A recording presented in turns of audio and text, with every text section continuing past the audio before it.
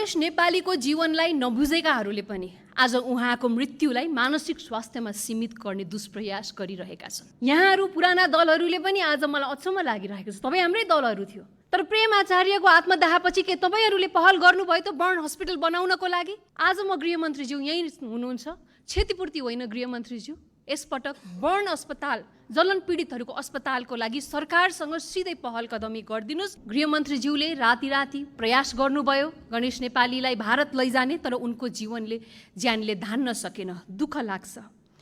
प्रेम आचार्यको आत्मदाहपछि हाम्रै दलहरू यही सदनमा थिए, तपाईँ हामीहरू धेरैजना यहीँ थियौँ होला, म सडकमा थिएँ। त्यति बेला पनि यस्तै किसिमको होडबाजी थियो, संवेदना दिने सदनमा मिडियाबाजी गर्ने बाहिर। तर के भयो त त्यस पश्चात? हामीले एउटा कुरा पनि आज बहस गरेनौँ कि यो देशमा जलन पीडितहरूको लागि बर्न हस्पिटल चाहिएको छ भनेर। आजको बहस